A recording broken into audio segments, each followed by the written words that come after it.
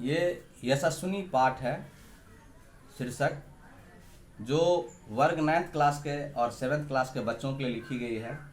और मैं यूं कहूं, अच्छा सारा बेटा, मैं यूं कहूं तो आप यूं समझिए कि यह संपूर्ण स्त्री जाति के लिए लिखी गई है।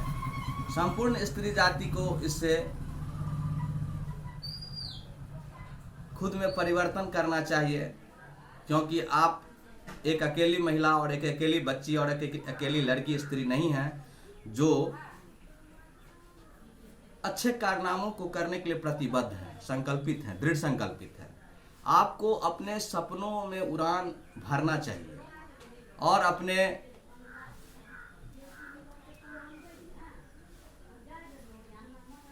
परिवर्तन की ओर ध्यान देना चाहिए, और वो परिवर्तन सकारात्मक ऊर्जा से भरा हुआ परिवर्तन हो।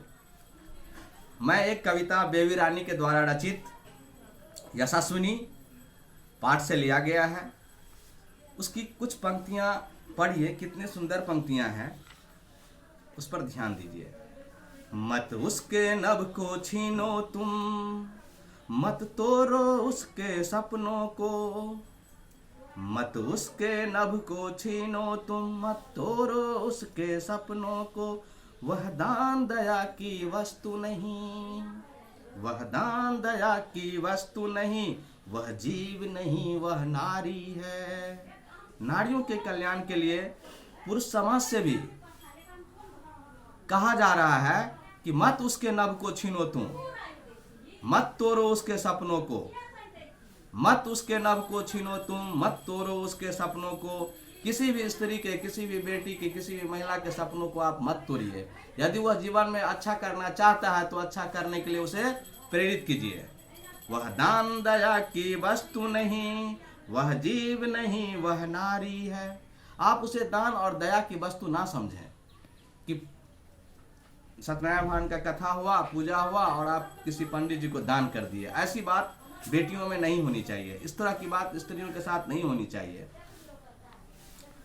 वह जीव नहीं, वह नारी है। अगर कर सकते हो कुछ भी तुम तो कुछ न करो, यह कार्य करो। जो चला गया अब पर अब जो है, उसको संवारना आर्य करो। हम भारतवासियों से, पुरुषों से कहा जा रहा है कि अगर आप कुछ कर सकते हैं तो कुछ भी करिए, कुछ न कुछ करो, मगर वह काम आप जरूर कीजिए जो चला गया पर अब जो है उसको संवारना आर्ज करो। क्या दादी नानी चाची माँ, बस यह बनकर है रहने को। निर्जीव नहीं वह नारी है, उसे टेरेसा बन जीने दो, उसे इंदिरा बन जीने दो। क्या दादी नानी चाची माँ, यही सब स्त्रियों का काम है बन जाने का। ये बेबी रानी एक स्त्री होकर के स्त्रियोचित बातों को वर्णन करती है।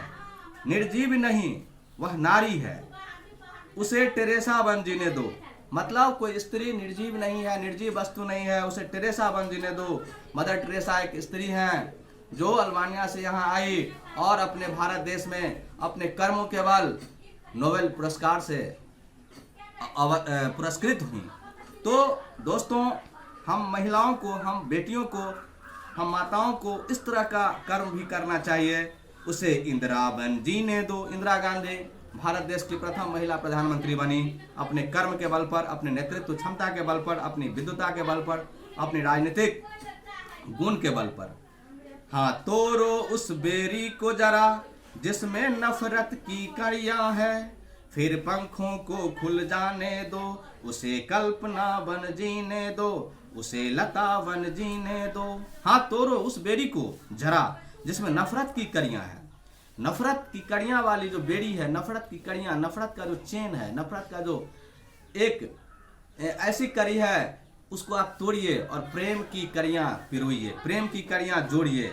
फिर पंखों को खुल जाने दो, उसे कल्पना बन जीने दो। अगर कोई महिला, कोई स्त्री आसमान को छूने की ललक रखती है तो उसे आसमान छूने की सपनों को साकार करने के लिए आप प्रयत्न कीजिए। आप भी कोशिश कराइए, आप भी उसे मदद कीजिए, आप भी उसे परिश्रम, आपका भी परिश्रम उसमें साथ लगे तो साथ दीजिए। और उसे कल्पना चावला की तरह जिंदगी जीने दीजिए, उसे अंतरिक्ष में भ्रमण करने दीजिए, उसे अपनी महत्वाकांक्षा की ऊंचाई में उड़ने दीजिए, बशर्ते वो सकारात्मक एनर्जी से भरा हुआ हो। उसे लता बन जीने दीजिए। लता मंगेशकर को आज नहीं रही हैं इस संसार में, लेकिन नहीं रही कहना भी मुनासिब नहीं होगा, क्योंकि लता मंगेशकर जो है आज भी अपने इस भारतवर्ष में है, भारतवर्ष ही नहीं पूरे विश्व में है, क्योंकि उनकी जो आवाज़ है, उनकी जो मेलोडियस सॉन्ग है, वो आज भी हमारे जीवन में हमें कई रोगों को दूर करने के लिए प्रेरित करती है, कई रोगों को दूर कर देती है। उनकी जो आवाज़ है, वो आवाज़ की जो मधुरता है, वो जब हमारे ब्रेन मस्तिष्क में कान के माध्यम से सुनाई पड़ती है, उसका अनुभव होता है, अनुभूति होती है, तो शायद हमें बहुत सारे रोगों का भी विकार दूर हो जाता है। अब दूसरी लाइन में बेबी रानी जी कहती हैं कि लता, इस तरह के लता बनने दो, मतलब आप अपने ऊंची आयाम को छूने दीजिए उनके। आपको, आप स्त्री हैं, महिला हैं, बच्ची हैं, लड़की जाती हैं, तो आप उस तरह का कारनामा करके दिखाइए अपने देश को, और राष्ट्र निर्माण में आपकी भागीदारी निश्चित होनी चाहिए। आधी आबादी आधी हकीकत जो होता है, आधी आबादी को आगे आना चाहिए। पगनुपुर कंगन हार नहीं, तुम विद्या से श्रृंगार करो। पगनुपुर कंगन हार नहीं, पैर में जो आप पायल पहनती हैं और कंगन पहनती हैं हाथ में, और गर्दन में जो हार पहनती हैं, यह सिर्फ श्रृंगार नहीं है। वो बेबी रानी के कथनों में मैं बता रहा हूँ कि तुम विद्या से श्रृंगार करो। तुम्हारी जो श्रृंगार होनी चाहिए वो विद्या से होनी चाहिए, स्किल से होना चाहिए, क्वालिटी से होना चाहिए। तुम खुद अपना सम्मान करो, अपना नारित्व स्वीकार करो। तुम जब तक अपना सम्मान नहीं करते हो अपने कर्मों के बल पर, अपने सकारात्मक कर्मों के बल पर, तब तक तुम्हें समाज में कोई इज्जत देने वाला नहीं है। इसलिए नारियों से यह कहा जा रहा है कि आप अपना खुद का सम्मान कीजिए। उसके लिए आपको कर्म करना पड़ेगा, लता की तरह, कल्पना चावला की तरह, इंदिरा गांधी की तरह, मदर टेरेसा की तरह। बहुत सारे नाम ऐसे हैं, किरण मजूमदार है, बहुत सारे नाम हैं ऐसे जिनके तरह आपको काम करना पड़ेगा, और आप तब संसार में पूजे जाएंगे। आपकी चर्चा होगी, आपकी परिचर्चा होगी, आपको लोग यशस्विनी मानेंगे, आपको लोग यशस्विनी मानेंगे, आपको लोग इस देश का भविष्य मानेंगे, इस देश का रोल मॉडल मानेंगे। यहाँ की नारियाँ, भारतीय नारियाँ, चाहे वो विदेश में हो, चाहे ये भारत में हो, चाहे किसी भी कंट्री के कोने में हो, देश के कोने में हो, तो इस तरह का जब कारनामा आप करेंगे, अभी हाल में साइना नेहवाल है, सानिया मिर्जा है, इस तरह का कारनामा करते हैं जब आप, मार्टिना लिंगिस है,